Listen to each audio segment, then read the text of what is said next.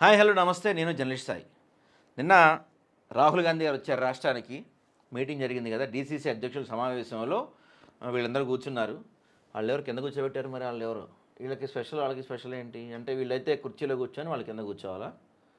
సరే, అది తర్వాత మాట్లాడదాం. మీరు ప్రధాని కావాలి, దేశం కోసం ఈ ప్రతిపాదనకు ఓకే చెప్పండి. రాహుల్ గాంధీ గారిని కోరిన సీఎం అడగగానే ఓకే ఓకే ఓకే అని ఇచ్చిండంట. ఆయన ప్రధాని కావాలని నేను కోరుకున్నానంట. ఆయన ఓకే చెప్పిండంట. మరి జనం ఎందుకో మీరే ఓట్లేసుకోకపోయారా?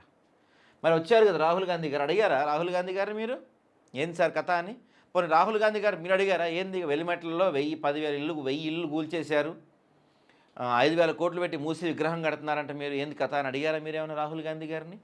పోనీ రాహుల్ గాంధీ గారు ఏమన్నా కనీసం అప్పుడు మనం అశోక్ నగర్ వెళ్ళాం కదా, అక్కడ విద్యార్థుల పరిస్థితి ఏంది, వాళ్ళకి ఈ సంవత్సరానికి 2 లక్షల ఉద్యోగాలు ఇస్తామని చెప్పాం కదా మనం, 2 సంవత్సరాలు అయిపోయింది కదా, ఎన్ని జాబ్ క్యాలెండర్స్ ఇచ్చారని అడిగారా? ఆటోలో తిరిగారు, మీరు ఆటోలో తిరిగాము మనం, ఉచిత బస్సు ఇచ్చినా ఆటో కార్మికులకు ఎటువంటి ఇబ్బంది లేకుండా చూసుకుంటామని చెప్పాం కదా అని అడిగారా మీరేమన్నా? ఏమండి రాహుల్ గాంధీ గారు ఈయన ప్రధాని అవ్వండి అన్నాడంట, ఆయన ఓకే అని తలుపు పిండిపోయిందంట. రాష్ట్రంలో ఈ 22 సంవత్సరాలలో దాదాపు 2 సంవత్సరాలు, 1 నెల అవుతుంది, 25 నెలలు అవుతుంది అధికారంలోకి వచ్చి. ఎంత దారుణమైన పరిపాలన అంటే పూర్తిగా నిర్బంధంగా జరుగుతుంది పరిపాలన. అసలు ఇక్కడ గవర్నమెంట్ ఉందా అని డౌట్ మాకు. ఒక్క శాఖలో అయినా కనీసం కరెక్ట్గా పని జరుగుతుందా?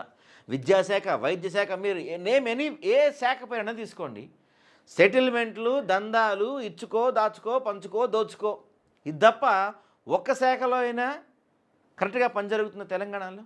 ఏ శాఖ సరిగా పనిచేస్తుంది చెప్పండి? హైడ్రా పేరు తీసుకొచ్చి ఆగం పట్టించారు. ఇక్కడ ఇప్పుడే ఇందాక హరీష్ రావు గారు ట్వీట్ చేసినట్టు పొంగులేటి లాంటి వాళ్ళు ఏమో అక్రమంగా మైనింగ్లు చేస్తుంటే మీకు కనపడవు.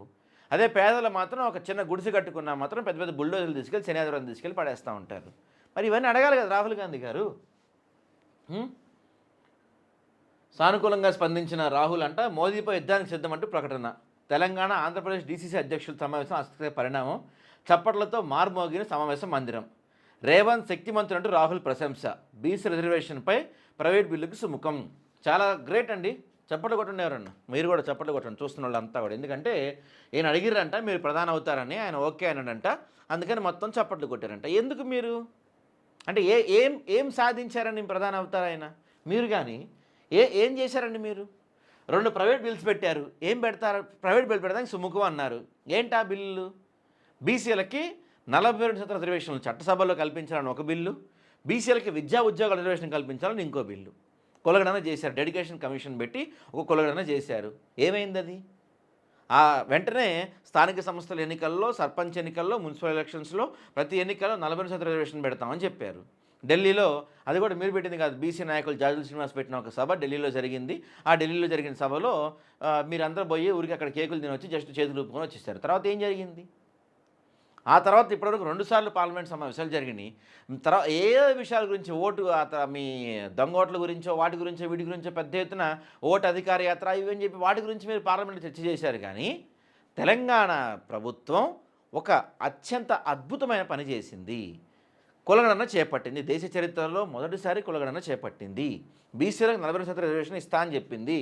దాని గురించి పార్లమెంట్లో మనం బిల్లు పెట్టాలి, పార్లమెంట్లో కొట్టడాలి, 9th షెడ్యూల్ దాన్ని చేర్చాలి అని మీరు ఏమన్నా మాడారు? ఒక్కసారన్నా అంశం ఎత్తారా? 3 ఎన్నికలు అయిపోయినాయి, ఇంతవరకు సైలెంట్గా ఉన్నారు. ఇప్పుడు రాహుల్ గాంధీ గారు రాష్ట్రానికి వచ్చారు. వస్తే ఆయన ప్రధాని అయిపోవాలన్నారంట, ఆయన అయిపోతాన్నాడంట, దానికి చప్పట్లు కొడుతున్నారు మీరంతా, మీరు తోపు అనుకున్నారు. రాష్ట్రం పరిస్థితి ఏంటి? గతంలో కన్నా ఇంకా ఇంకా ఇంకా అంధకారంకి వెళ్ళిపోతుంది రాష్ట్ర భవిష్యత్తు రోజు రోజుకి దిగజారిపోతుంది. కొత్తగా కంపెనీలు రావట్లేదు, పెట్టుబడులు రావట్లేదు, రియల్ ఎస్టేట్ పరిస్థితి దారుణంగా ఉంది. అంత దారుణంగా ఉన్న పరిస్థితిలో ఈరోజు మీరు పిలిచి రాష్ట్రం వెలిగిపోతుంది, సుభిక్షంగా ఉందని చెప్పి మీకు చప్పట్లు కొట్టుకుంటా ఉంటే ప్రజలందరూ చూస్తూ ఉంటారండి, ప్రతి అంశాన్ని గమనిస్తూ ఉంటారు. విద్యార్థులు విపరీతమైన వ్యతిరేకతలో ఉన్నారు, ఒక్క నోటిఫికేషన్ రాలేదని. ఉద్యోగ సంఘాలు వ్యతిరేకతలో ఉన్నాయి. అన్ని వ్యతిరేకత కూడా కట్టుకొని మీరు మాత్రం కూర్చొని డీసీసీ అధ్యక్షుడు సమావేశం పెట్టుకొని మేము ఎంత పొడిచాం అని చెప్పి మీకు చప్పట్లు కొట్టుకోవటమే అవుతుంది. ప్రత్యేక ప్రణాళిక అమలు చేస్తారంట. పార్టీ కోసం ఇంకేమన్నారు? తప్పు చేయను తలొగ్గను. మోదీ తప్పులు చేశారు కాబట్టి అమెరికాకి లొంగారు. అదాని చీకటి ఒప్పందాల చుట్టూ అమెరికా ప్రభుత్వం దగ్గర ఉంది.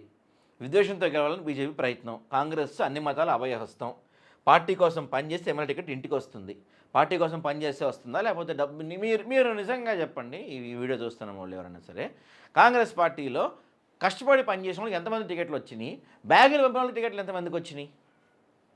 మళ్ళీ ఈయన అంటాడు తప్పులు చేశారు కాబట్టి మోడీ లొంగిపోయాడని చెప్పి మాట్లాడుతున్నారు ఈయన. రాహుల్ గాంధీ మాట్లాడుతున్నారు. రాహుల్ గాంధీ కనీసం ఇప్పుడు ఇంత సబ్జెక్ట్ అని ఉందా ఆయనకి? రాహుల్ గాంధీకి వరుసగా 3 ఎన్నికల్లో కాంగ్రెస్ పార్టీ ఘోరమైన ఓటమి.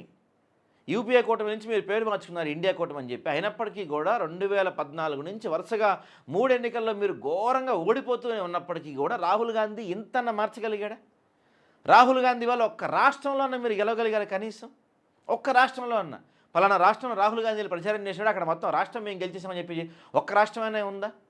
రాహుల్ గాంధీ వల్ల ఏం జరిగింది ఉపయోగం దేశానికి? దేశం గురించి మాట్లాడుతున్నాడు రాహుల్ గాంధీ ఈరోజు. ఈ మొన్న ఇజ్రాయెల్ వాళ్ళు ఏం చేశారంటే యుఎస్ వాళ్ళను ఇజ్రాయెల్ కలిసి ఇరాన్ పైన అటాక్ చేసి ఇరాన్ అక్కడ సుప్రీం లీడర్ ఖమేనీని, అయతుల్లా ఖమేనీని లేపేసారు. అక్కడ అప్పుడు ఇజ్రాయెల్లో ఉన్న ప్రతిపక్ష నేత ఎవరైతే ఉంటారో ప్రతిపక్ష నేత మీరు చేసిన పనికి మద్దతు తెలుపుతున్నాం, మంచి పని చేశారు మీరు, వాడు డేంజర్, ఆడిని లేపేసి మీరు మంచి పని చేశారని చెప్పి అక్కడ లీడర్ ఆఫ్ అపోజిషన్ ట్వీట్ చేశాడు. మీరు మాత్రం ఏమంటారు? అసలు ఆపరేషన్ సింధూర్ జరిగిందా, ఎన్ని విమానాలు వెళ్ళి ఎంతమంది చనిపోయారు లెక్కలు చెప్పడం అడుగుతారు మీరు. ఇలాంటి సందర్భంలో దేశం మొత్తం ఏకమవ్వాలి. ఇలాంటి సందర్భం కూడా రాజకీయంగా సిద్ధహస్తులు మీరు. ఇక్కడ ఇంకో మాట అన్నాడు, కాంగ్రెస్ అన్ని మతాలకు అభయహస్తం అని మీరు అంటారు. మీ ముఖ్యమంత్రి చెప్పాడు కదా రేవంత్ రెడ్డి, కాంగ్రెస్ పుట్టింది ముస్లింలు, ముస్లిం పుట్టింది కాంగ్రెస్ కోసం, ముస్లిం కోసం కాంగ్రెస్ అని మీ ముఖ్యమంత్రి చెప్పాడు కదా. రాష్ట్రాన్ని అధోగతి పాలు చేసేసిన మీ ముఖ్యమంత్రి గురించి మీరు మాట్లాడరు, మీరు పట్టించుకోరు. మీకు తెలిస్తే ఏమైనా మాట్లాడతానికి అది వేరే విషయం. ఆయన్ని ప్రధానమంత్రి ఈయన చేస్తాడంట. నెక్స్ట్ టైం ఈయన ఎమ్మెల్యే అవుతాడో లేదో తెలియదు, కానీ ఈయన ప్రధానమంత్రి చేస్తాడట. నేను సవాల్ చేస్తున్నా, ఇప్పుడున్న మంత్రుల్లో ఒక్కళ్ళు కూడా కనీసం ఎమ్మెల్యేగా కూడా గెలవరండి. మంత్రులు పక్కన వాళ్ళు అధికారం పక్కన పెట్టండి, ఇప్పుడున్న వాళ్ళు ఒక్కళ్ళైనా ఎమ్మెల్యేగానే గెలుస్తారా కనీసం?